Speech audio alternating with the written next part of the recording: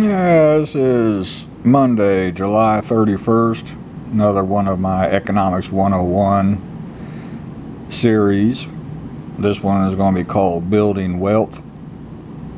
Well, I talk to folks.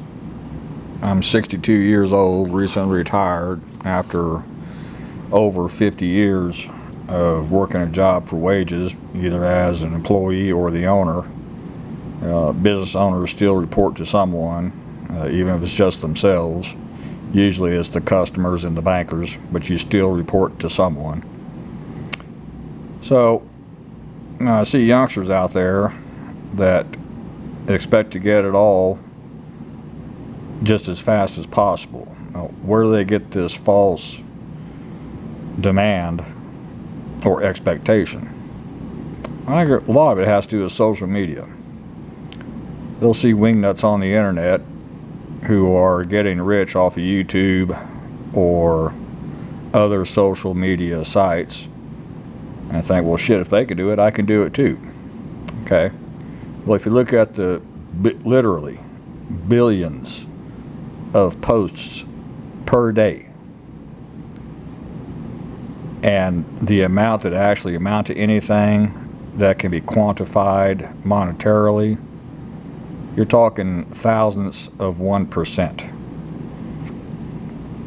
You take 0.0001 is 1,000th of 1%.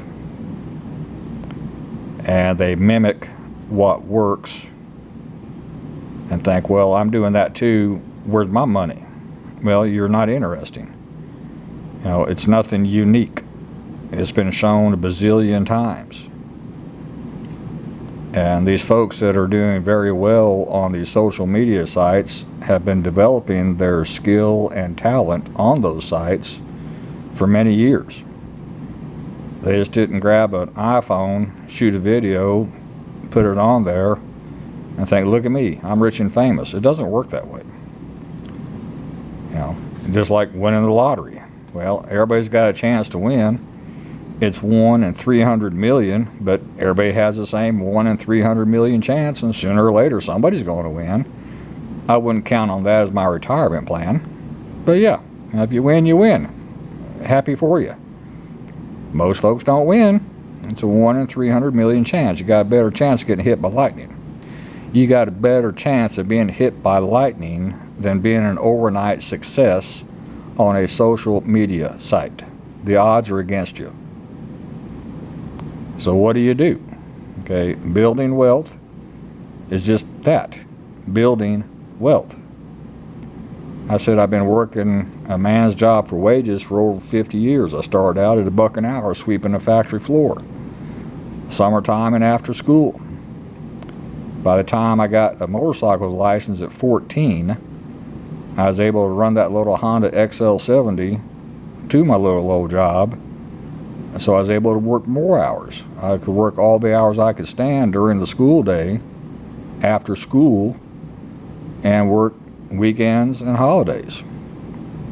I finally got up to $2 an hour. Then I got $2.75 an hour. I think when I finished high school, I was making around $4 or $5 an hour. And after high school, I said, well, I'll go to college. I've been working so many years at that point, going to college and being around a bunch of stupid ass kids, that wasn't for me. Same time, the Iran hostage crisis is going on. We had a feckless president in Jimmy Carter.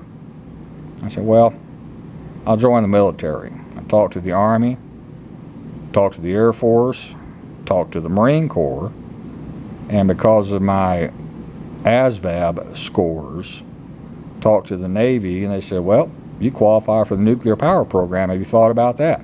And, yeah, whatever. Sounds interesting. Well, you're very smart. We'll put you in that. It's okay. Here's where they screwed up. Had I gone from my preliminary schools and training straight into nuclear power, I'd probably be a power plant operator to this day. But they sent me to the real Navy for 7 months after my first school before they sent me down to Orlando to nuclear power school. In that 7 months, I'm a fleet sailor. I know all about what the real Navy is about.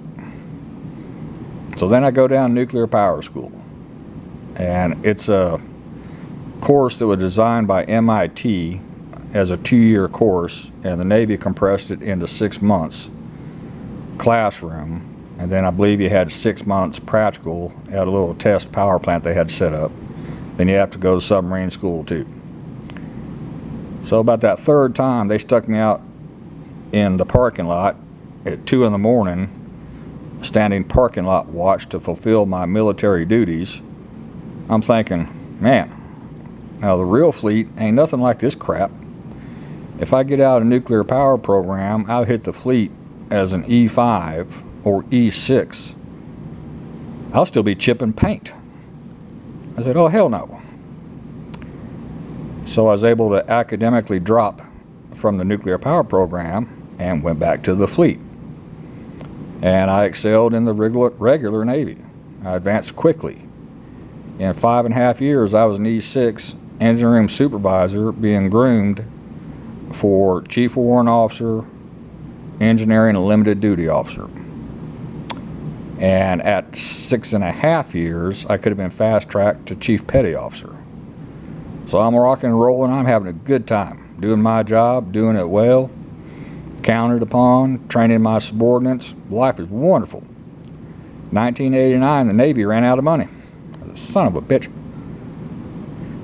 So I'm a 4.0 sailor. I'm the best of the best. I'm being fast-tracked to advancement.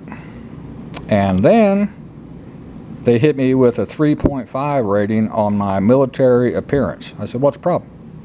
Well, you're 190 pounds, and I'm 6 foot tall. You need to be 164 pounds. I said, partner, I'm working 70 to 90 hours a week. When am I supposed to exercise and drop these phantom pounds that fit my frame perfectly? Well, when you're not on duty, run laps on the whale deck. I said, thank you very much, I'll pass. So I'm being processed out. It takes a while. I had 3.5 months of 30-day leave blocks on the books because I could never take leave because my rating was perpetually short-staffed.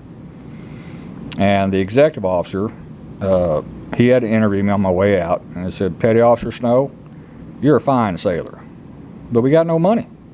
I said, we're having to dump mid-level management, and that's what you are at this point. We can't advance you fast enough to retain you because they won't authorize the expenditure of funds to advance you in rate. I said, well, I ain't no hard feelings. I had a good run, appreciate it, did my part. I got my medals, protected God and country. I was a combat veteran at that point. Life's good. When I left the Navy in 1989, everything I owned in this world fit in a sea bag. And I had a little motorcycle I bought 2 years before I discharged. Still owed money on it. Got nothing. So then I moved back to East Texas, and back then you could get, I believe it was 6 weeks unemployment benefits, which were $240 a week. And on the 6th week, I was able to land a job at Stroh Brewing Company as an operating engineer, operating a power plant. And they hired me and another former sailor within 1 week of another. That's where I started building wealth. With that job, I had enough time, because I worked second shift, to start doing side gigs. And I did side gigs 24/7. If I had time to do something else, make money, I would. And if I wanted to buy something, I earned the money first. I abhorred debt, hated it. Hated it, hated it, hated it. And I worked all the time. And during that time, I got divorced. Actually, during that 10 years, I got divorced a couple times. It don't mean nothing to me. They were bad women. So, opportunity came up for me to buy a company. And that was one of the times I took on a significant amount of debt. It was a one person operation with a part-time secretary. It was called a buy-sell operation. They would sell the product, then farm out production and buy the product from someone that made it. And there was a markup built into it. And that's how the gentleman made his money. What he failed to disclose that all the manufacturers were stealing his customers. And the day I signed the paperwork on the company was the day I signed the first purchase order for the first piece of production equipment. And after that, it's all history. Well over 24 years of ownership. And I built it up from nothing with no production capacity whatsoever and a part-time secretary to what it was when I sold it. And it was a cash cow. What did it cost me? Financially, nothing. It was a cash cow. What it cost me was my health. During those decades of ownership, I never took a vacation, ever.